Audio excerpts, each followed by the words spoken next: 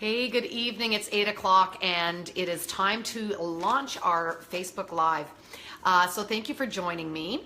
This is one in a ongoing series, actually, of Facebook Lives that I've been having in my Family Talk series, which is a companion piece to my YouTube videos. And the idea behind this entire series of interactions and dialogues and opportunity to be in discussion with you is to help reduce underage drinking. And tonight our specific topic is around helping our kids at this time of year specifically, because we're coming up to the end of the school term or the end of the semester. And for any of you, and actually tell me right now if you had kids that were in that 5-week strike period, it's about the stress that our kids are under at this time of year and about how we can help as parents help them either eliminate, reduce, or cope with that stress, with the understanding that it will help alleviate the tendency to turn to alcohol as a stress reducing strategy. So that's the theme for tonight. And just if you haven't joined me before, I just want to tell you a little bit about our format. So for the first 10 minutes or so, maybe a little bit longer, I tend to get a little verbose, I'm going to be giving you 5 tremendously helpful, effective parenting tips. And then we're going to turn it to question and answer period. But having said that, really the idea is for you to engage with us all the way throughout so that we can understand what's important to you. We can see what questions are coming up for the multitudes of people to engage in the conversation. So please join in now. And I see Sarah's here and Catherine's here. Hi, Susan. So thank you everyone for coming and participating. Post your questions, chat with one another. I'll chime in when I can. And we'll make this a community event. So one of the questions I can just say right off the top is I'm very curious to see, first of all, how old are your kids? I mean, who's here? How old are your kids? Are they the high school years? Have you got kids that have stress they're in college or university? Let us know what the our audience is so that helps us direct our questions as well. And so Catherine is, say hi, Catherine. Hi. It always takes a village to pull anything off. And so Catherine's with me too. She'll help me read questions and moderate. And at the end of our time after my presentation, and because I do value your input, and because we do want to know whether or not these engagements and conversations are making a difference, we're offering an opportunity to participate in a survey. I've done this survey. I'm telling you, it takes 3 minutes. But it is a survey that is for Canadians that have kids that are under the legal drinking age. And if you meet that criteria and you're one of the first 100 people to complete the survey, your name will be put in a draw for a chance to win a $250 Visa gift card. So that's our thank you for your time and attention to the matter. Now, there's many people here that are outside of that criteria, and I don't want you to feel undervalued or like you've missed out. So anybody who participates tonight by posting a comment, joining in the conversation, your name will also be put in a draw, and we'll be giving away a $50 Amazon gift card as well. So please join in, join the conversation. Hi, Tina. Hi, Christine. And post your comments. So the first question that I just said off the top, I'd be really curious to know how old your kids are, so that I know who's watching and what age group is most involved here. So as I said, let's launch into things. I'm going to give you my 5 tips off the top just so you get an idea of where the scope of the conversation is going to go. And then we will blow those topics out a little bit wider and get more into discussion. And then, of course, I want to hear whatever you have to say. So this idea that our kids are stressed, and I would hazard a guess that all of you would agree that kids today are more stressed than us. But I don't know. You tell me. What is your take on things? Were you a stressed student? Was this something that was relevant to you? Do you think this is a modern phenomenon? Do you think this generation is dealing with different stressors than our generation? Do they have the same resources to deal with stress? I'd be very curious to know how you perceive things. I certainly feel that kids have more stress today. I'm going to look at what some of those are. But again, how do we either help them cope because the stresses are real and the outside external factors are not going to change, in which case our kids need to be more resilient, or how do we get them to have a sense of agency and to reduce those stresses in their life? And tonight, the 5 that I'd like to talk about are mindfulness meditation, very big in my life, exercise, very big in my life as well, the importance of having strong social ties, which may fall off the radar for some people about the importance of that when it comes to stress. Caffeine, stimulants in general and where that plays a role and where that does not play a role. And then the importance of sleep on mood and also on learning. So those are the points that I want to cover off tonight. Hi, we've got more people joining. This is wonderful. Please let me know the ages of your kids and whether or not you think that today is more stressful for kids than it was in the past. So we'll kick this off by first talking about this idea about my personal take on the stress of kids today. And here's where I see that there's a challenge that was much different than my time. And I remember being in school, and I wanted to do well at school. I cared about my studies. And it was a lot. It was a lot to take on. But as a mother of students that are now, I've got one who just graduated in May and another one who's actually in exams right now at Western University, and I've been staying in touch with her. I'm very aware, as I am texting with her and Snapchatting with her and carrying on conversations, that she is definitely up against different things than I am. For example, the entire overlay of social media, and I think most people know that clearly the fact that I'm doing Facebook Live and the fact that I have a Twitter feed and Instagram and everything else, like I love social media. I am, very much tech savvy and appreciate the benefits that those things bring to my life. But I've also, as an adult, learned how to contain those things and to create limits and boundaries for myself. But I find that has taken me practice and time and wisdom and resources that I've put energy into, that I don't necessarily think your average, high school student or first starting college or university student has. Because social media for me is nice, it's an adjunct, but I think for our youth, it's where they live. It's everything. And it isn't just enough that you need to post constantly. It's like, what time do I need to post? It's the ratio of likes to followers to likes to, the algorithms that are going through their head. And when we were young and we had worried about our social life, it happened during the day, and you could recede from that, and you could get respite when you went home for your family. And if things weren't going well, you could come back and you started the day afresh, but you at least got this period of recovery.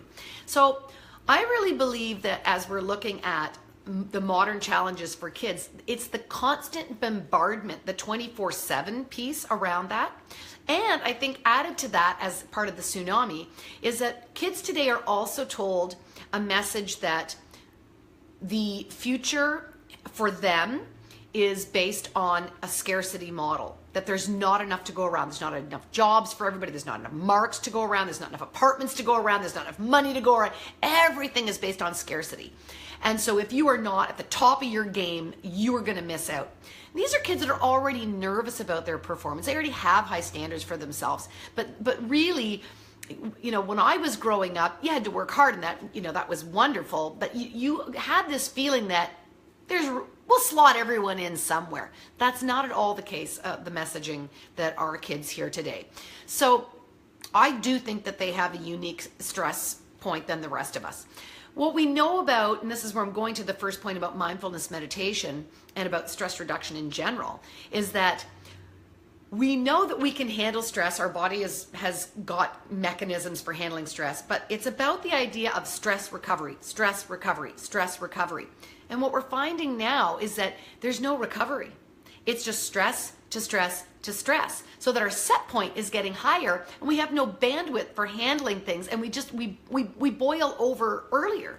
So one of the amazing pieces for me has been learning about mindfulness meditation, which I've been doing now, probably I've been dabbling with it for maybe the last 5 years, but I would say seriously for the last 2 years, and within the last 1 year, I have been I've rounded a corner, and I'm just on fire for telling everyone about mindfulness meditation. And here's where, if you're not somebody who has studied or practiced mindfulness meditation, you might get confused. A lot of people think that it's sitting and not thinking, turning off your brain. And then you go, well, I'm a failed meditator because I can't sit and I can't turn off my brain. It's really not about turning off your brain.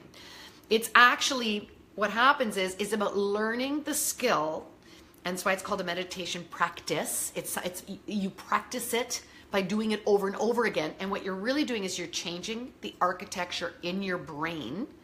And every time you learn to focus your attention to something else, And there's a million things besides just saying pay attention to your breath.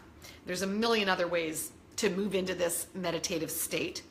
But what it does is it moves your, if you put yourself into a functional MRI and look at the energy in the brain and what's lit up, what we see is that it moves the amount of energy and connectivity that's happening, the activation of the limbic system. And the limbic system is kind of like the body's alarm system. It's the thing that says stress, stress, stress.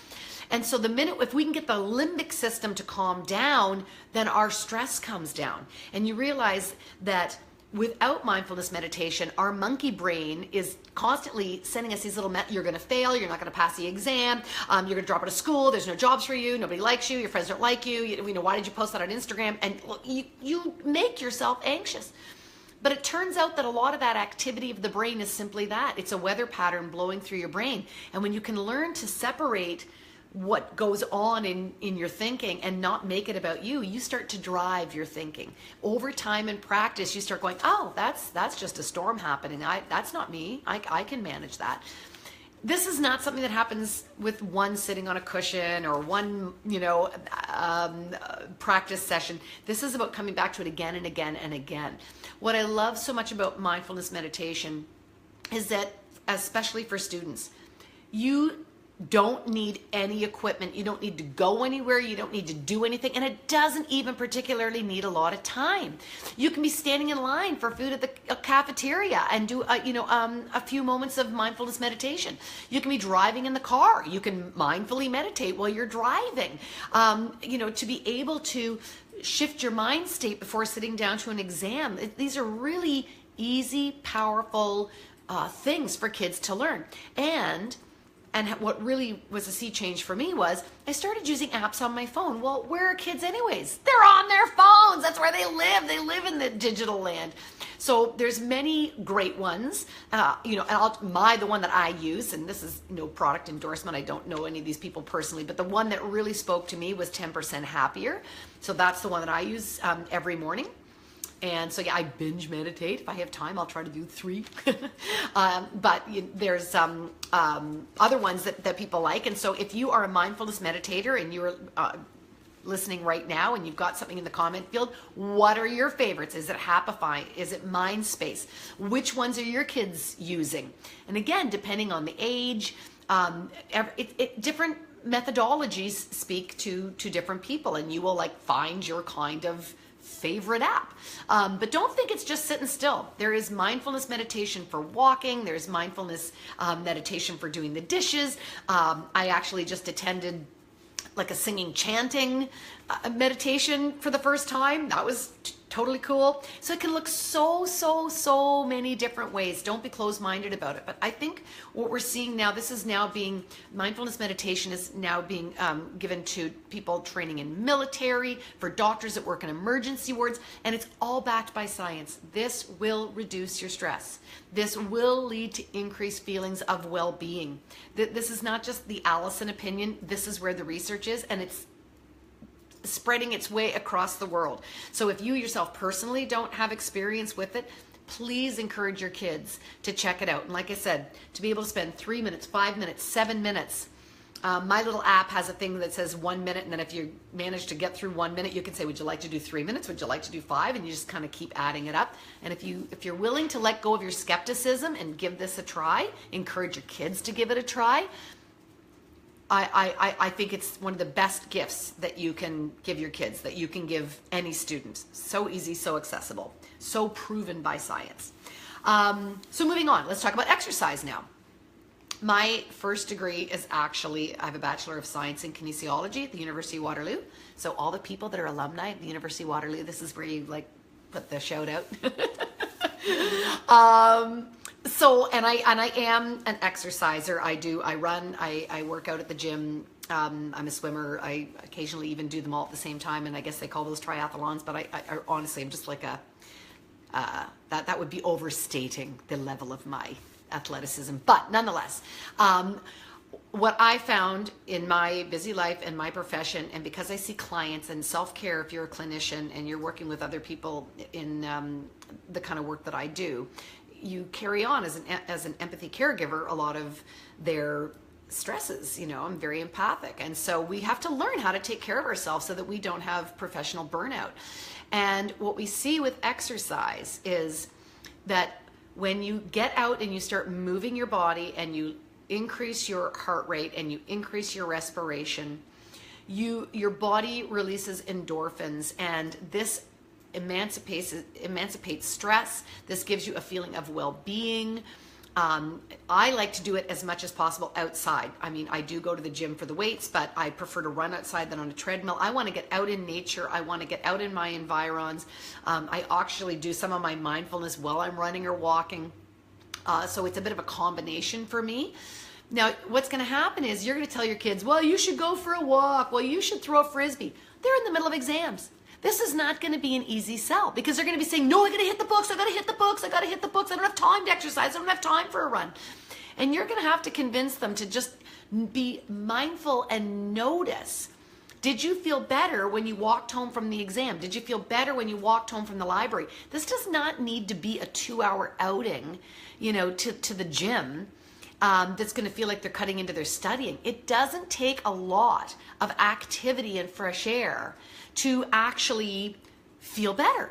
So the truth is, I think we need to challenge them, just say, well, hold on a second here. You're saying that you don't have any time, but if you jumped on social media and you looked at 4 of your feeds and you did 20 minutes of Candy Crush, you do have time. How do you feel after you play those games? Are you feeling more rested, more distracted, or more irritated and agitated?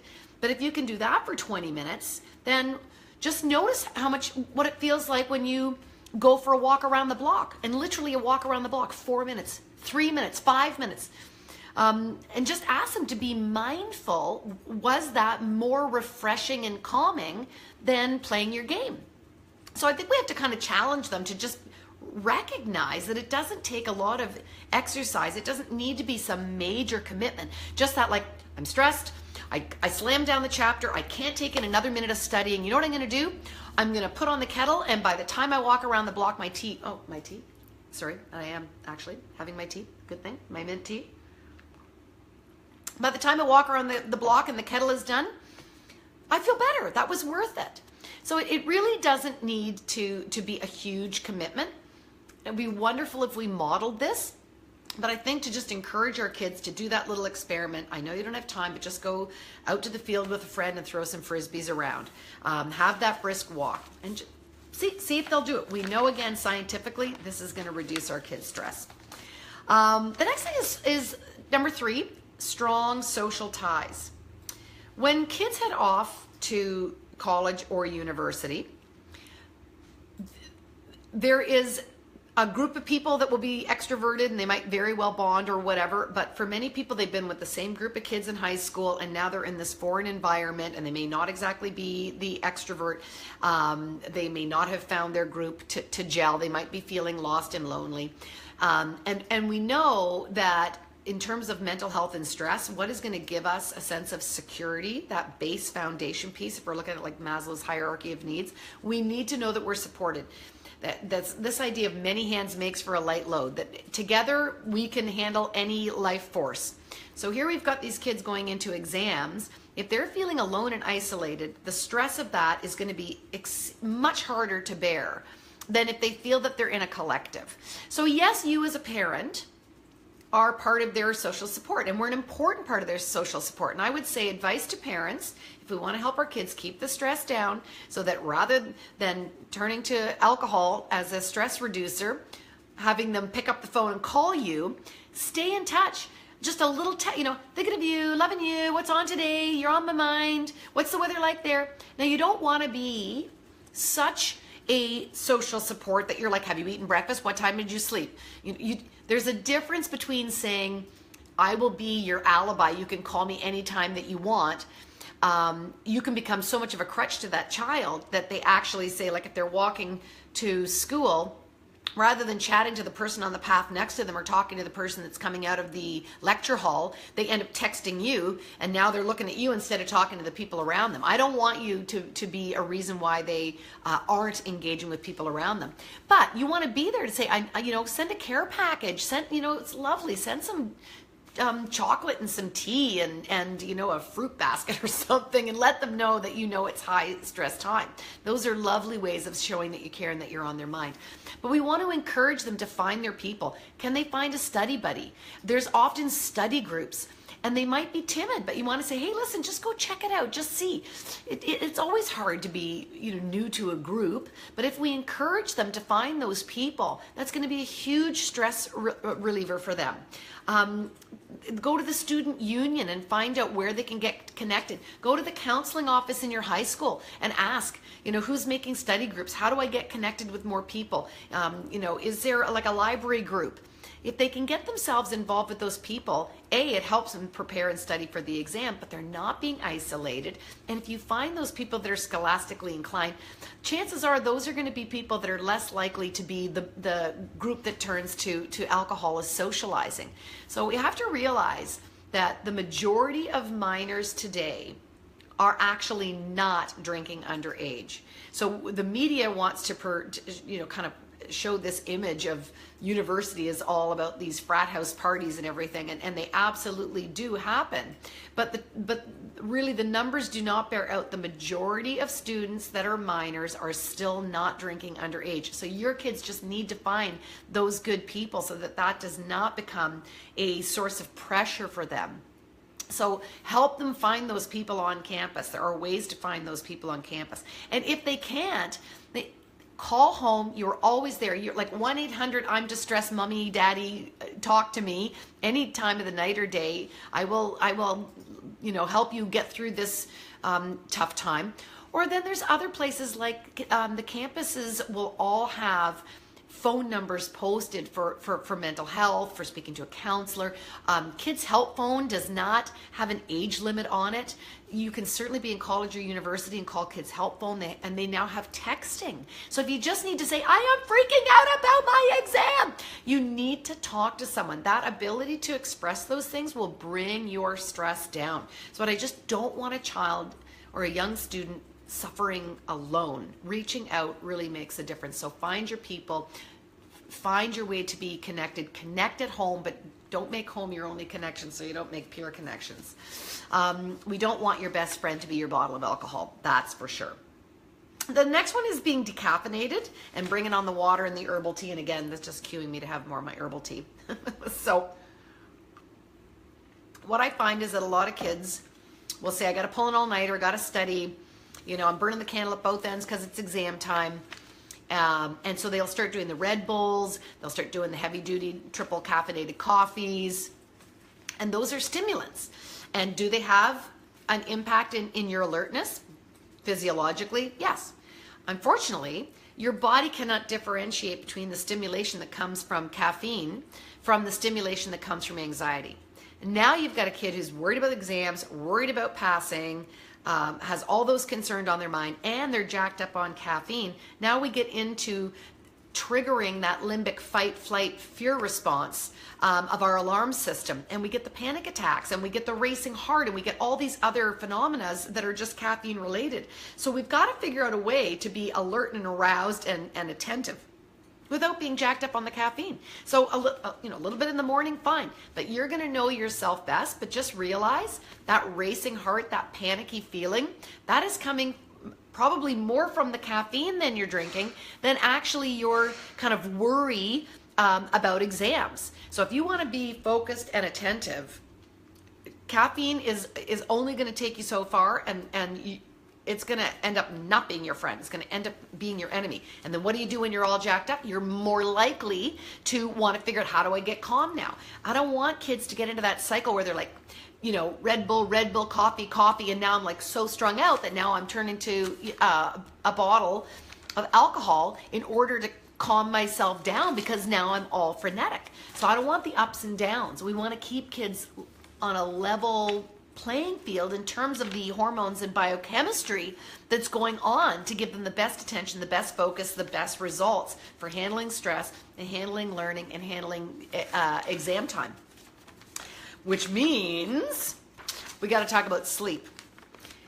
So I have been reading about sleep research. Well, again, I mean, I first started back in university, but I would say in the last 5 years or so, we're seeing incredible information coming out of sleep research.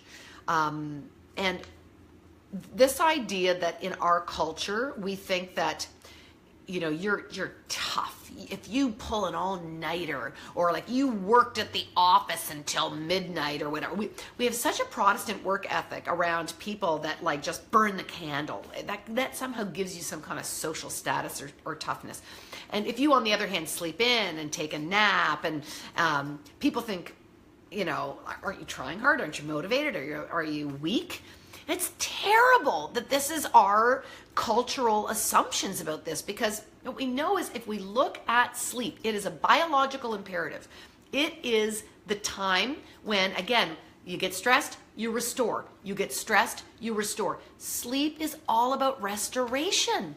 Anybody who knows about exercise, if you do the 10 and 1s, running, it's all about the recovery period. When you work out with weights, your rebuilding of muscle happens during the recovery period. It's after the workout.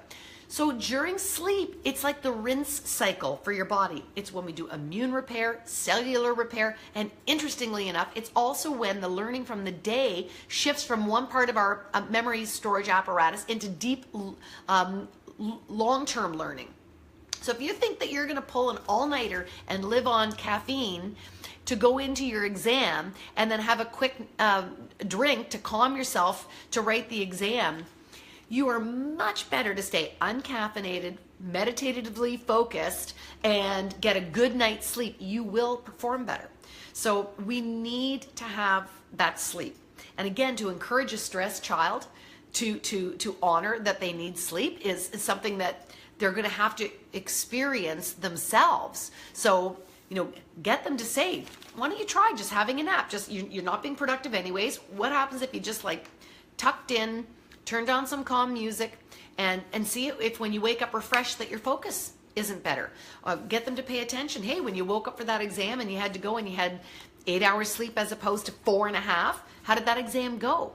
Just feedback like a coach so that they get the awareness and they start to realize experientially, I actually do better when I have sleep. Just like little kids, when we say don't take a kid to the mall Christmas shopping if they're tired and hungry, they're just going to have, a fit. Well, what we know from emotional regulation is that during the adolescent years and into young adult, because the brain keeps growing until 25, when the brain is doing all its rewiring, we also need to have some of that co-regulation with another calm brain, because there is a real whirlwind going on there in terms of mood. So given that, we want to have the best fighting chance. So we want to be well fed with lots of proteins. We don't want the spikes of the blood sugar going up and down and the caffeine going up and down and the missing of the sleep. If we can get that biology piece settle down, then we have much more likelihood of being in a better mood, having a more focused state, being able to handle the stress of our exams, and then actually be able to perform well on the exams. So encouraging our kids to sleep as opposed to pulling those all-nighters is so important. So that's the points that I wanted to cover off. But you folks have the kids that are under stress. I've been helping co-regulate, support my stressed kids. I've got my own stories, but I really want to hear from you. Now, in order to best understand what was important for you, what made a difference for you in this conversation, I really do want to encourage you to take those 3 minutes to do the follow-up survey. So Catherine's going to post that link. And just as a reminder, if you just take those 3 minutes, short amount of time, your name will be entered into a draw. The first 100 people's names will be put together, and we'll pull out one lucky winner for a $250 Visa gift card. And for anybody who comments, shares a thought, puts up a question, participates at all in our comment field, we'll draw one of those people for a $50 Amazon gift card as well. So, I mean, now that we're coming up to the season of shopping, this would be probably a good time. So thank you for your participation, and let's throw things over to you then. What was helpful? What questions do you have? How are you dealing with stress in your family? And how will this information be important? Catherine, what's on the books? I've been seeing lots of names fly by, but I haven't had a chance to read questions. Okay, So a big one that we got a few times are, what are the stress and anxiety signs to look for? So what are signs of stress and anxiety? If your kids don't just like outwardly say, oh, I'm stressing, because not all of them are overt that way. When we notice stress, you will notice people being impatient, short-tempered, like their fuse is short, so they get kind of snappy, and irritability. Another sign of stress is avoidance of any kind. If they start procrastinating, like when I say dawdling, I mean like they're not kind of getting around to it. They're not coping the same way that they were before. But other things that we do around stress and anxiety might be changes in our eating patterns, changes in our sleeping patterns, and anything that might seem kind of twitchy. I don't know if that makes sense to you, but a lot of times it happens when our stress and anxiety goes up and then we try to solve it. As I said, I don't want people turning to alcohol. So if you notice that there's alcohol being consumed, it will go up. Of course, we don't want that. But think about other ways that people self-soothe. So it might be you start looking at their nails. Somebody who chews their nails might stop chewing their nails when they're calm, and then as exam period comes around, suddenly you notice that the nail chewing is going on. Nightmares might increase, that nighttime agitation. So anytime you have a bit of a shift to any of those biologies and you see self-soothing, notice that. What do they do to self-soothe?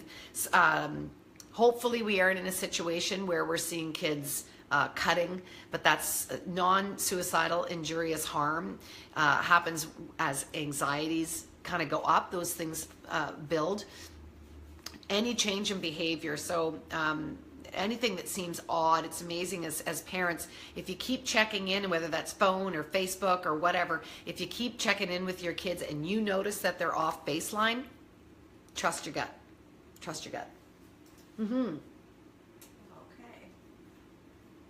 How can I get my teenage daughter to try meditating with me without it sounding like I'm making her do this? Well, you know how it is with kids, you can't make them do anything. But it is a little bit like flies to honey, where if you just actually, I meditate in the morning, and sometimes it overlaps with when my kids get up, but I meditate very early, so usually they don't see me. But I can meditate in the afternoon where it's more visual. When they just sort of see you and you just keep talking about it and you're just kind of excited about it, sometimes that's just going to be enough to draw them to it. The other thing that you might just want to say is like, hey, you know what? Don't knock it till you try it.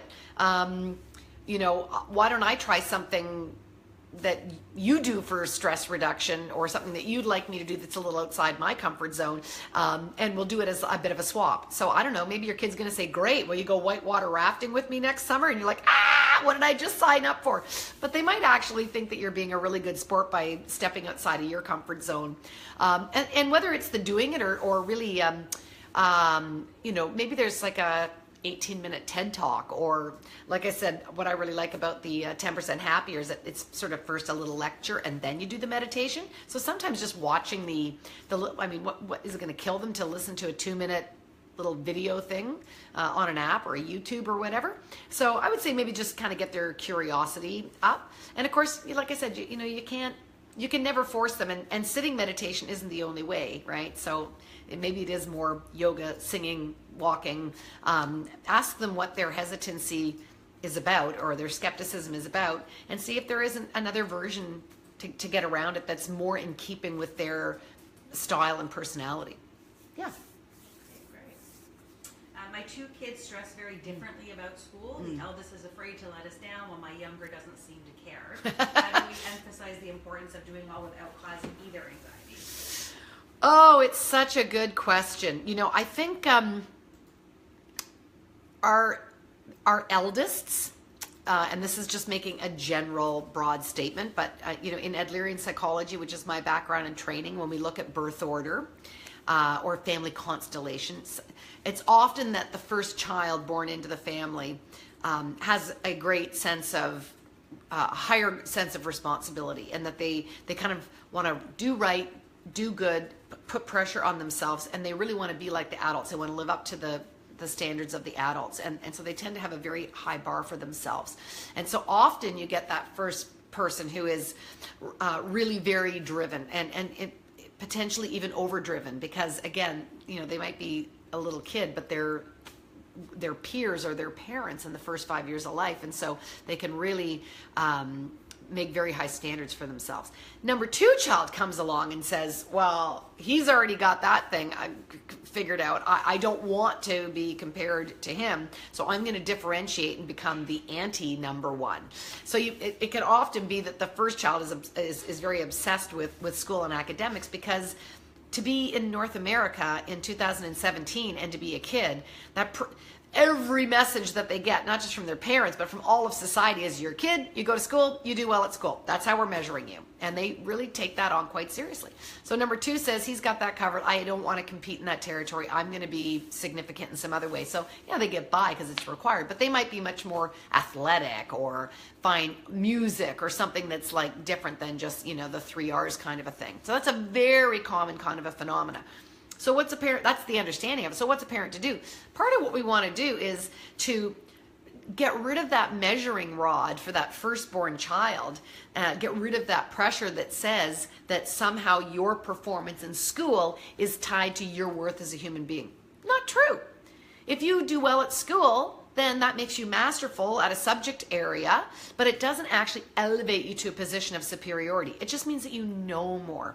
So Carol Dweck talks about this in her fixed versus growth mindset. In Adlerian psychology, we talk about striving for superiority, like vertical versus horizontal superiority over mastery type striving. You might hear it about ego over mastery. There's a lot of different language around it. Praise versus encouragement is another differentiator. But the overall idea is we want to separate the child's worth from their performance. The deed from the doer is what you'll hear. So if you learn to be more encouraging and less praise-based, less evaluative, put focus on effort and improvement versus end and perfect. So, it's not that I'm not going to celebrate if you get an A, but it's your A, it's your work, and the only reason why it's exciting is because of all the effort that you put into it. I'm really celebrating your effort.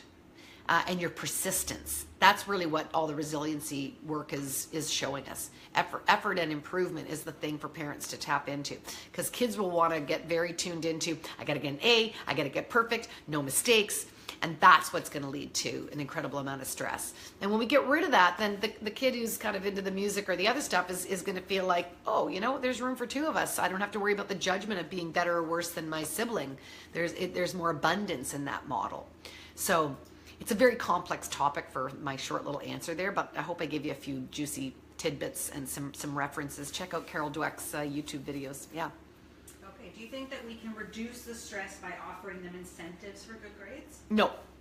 You will increase the stress by offering incentives. Incentives, and this is, again, not just my opinion. This is research based on motivation. You can look at Alfie Cohen's work, Punished by Rewards, for example, that he talks about when we use sticks and carrots. So, because really rewards are just the same model of external control and manipulation as rewards and sticker charts. Both of those say, we don't think that you are good enough on your own, that we need to control and manipulate you in order to get you to perform. So we're either going to lure you with carrots and sticker charts or incentives, or we're going to punish you if you do badly. And kids realize this, that it's really a vote of non-confidence. It's really saying, you couldn't do anything if I didn't stimulate you. This is not true.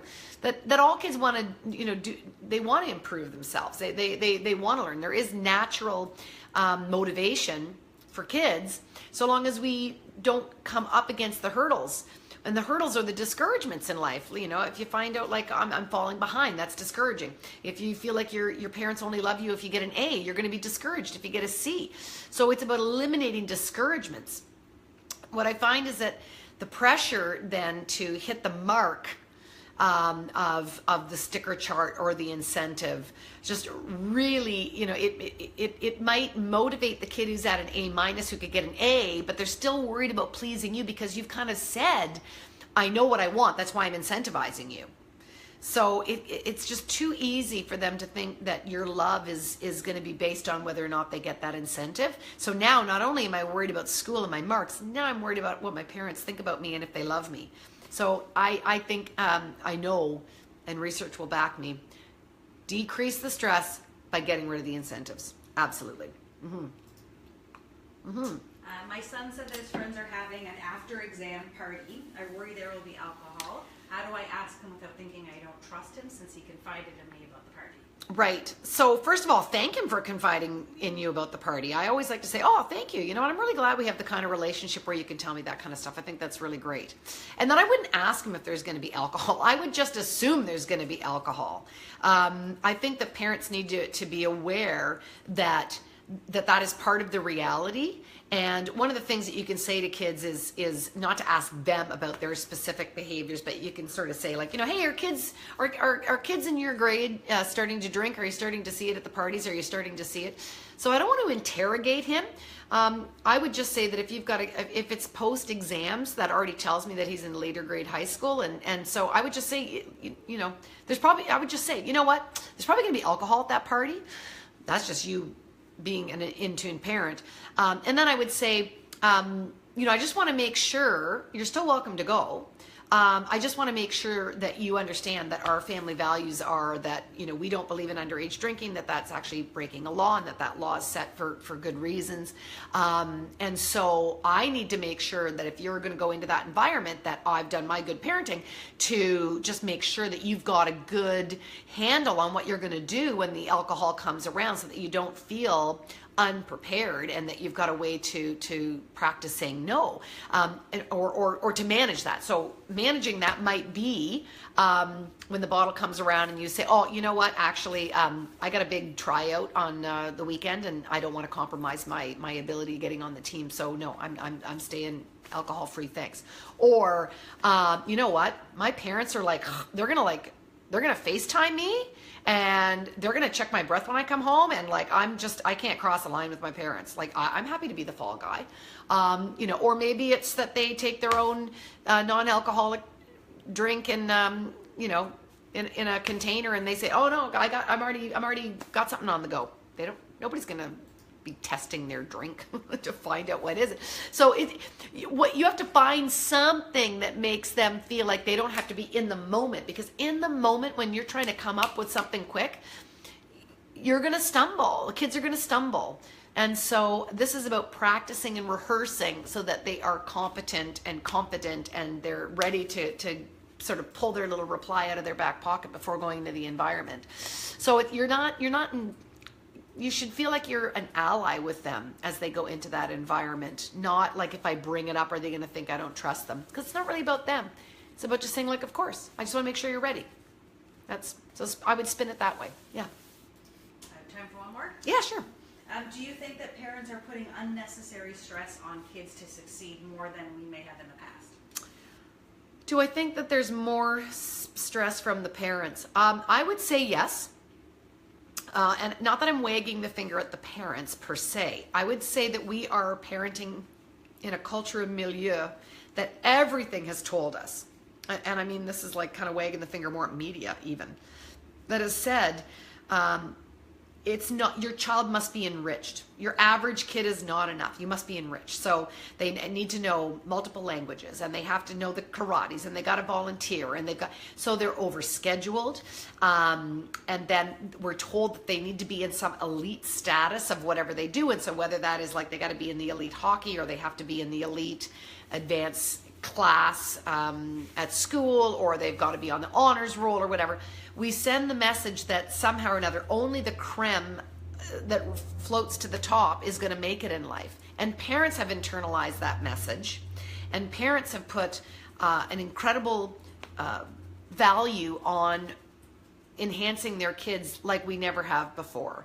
I think we're a very child-centric culture now, and the elevation of the status of kids in our society is great in the sense that we've given them more importance, and we know more from a brain development point of view, but we've put some misguided energies into how we do that, such that we now have kind of trophy kids, and we have frightened kids, and we have kids that don't just deal with the bumps of life because we're trying to make this path for them.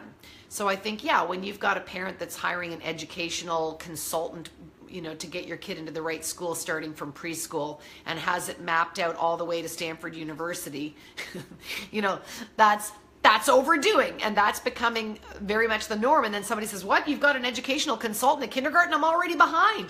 And so there's a competitiveness, I think, between parents that we haven't seen in other generations. So I do think that we have to get off this scarcity mentality, and we need to help our kids are already stressed enough. We need to be the co-regulating factor, that we need to be calm. We need to tell them they're good enough. We need to tell them that they are going to be fine, that every now and then you fail an exam or you drop a course, and resiliency is all about recovery from mistakes, and they're going to make some. And if we're calm and we're not putting the pressure on them, they're going to know that home is a safe place where they can always come for love, always come for a hug, always come for support. And we need to constantly send that message so that you can go out into life and school and jobs and potentially have hiccups, but you've got this loving support that loves you no matter what. Unconditional love. In that message, you don't just say once, you say it repeatedly every day. And when those kids feel that peace, there's less need to escape and numb and turn away from life. And that's really our hope, is to be preventative, because a stressed child that doesn't have coping strategies will easily turn to alcohol. And we don't want our minors going down that path. So, there is a great opportunity for parents to step up in their capacity to help kids relax and to have that strong parent-child relationship as a protective factor. If you want more on that whole topic, I really encourage you to go check out my YouTube channel. There's a whole series there called Family Talk that has more tips, more about how to talk to your kids, more about how to build up that relationship, more than that was outside the scope of just stress today. But we still have, we have more. We've got a Twitter party coming up. We've got more Facebook Lives before the end of the year. There's going to be holiday parties starting to happen. That takes all other different strategies, so we'll be talking about that shortly too. But I'll sign off for tonight. I'm going to stick around and get on my keyboard and answer some questions that you've been commenting. But I just really want to encourage you again. First of all, thank you for your comments, which I will get to reading now. And thank you for participating in the questionnaire survey, because it's short, it's fast, but what it really does is it lets us know, are we providing the information that you want? Are we making a difference to Canadian families? And I really want to know and shape our work so that we're doing the best, for our communities. That's really what this is about. So thank you for your time tonight, and I will see you online, and I'll see you next time. Bye.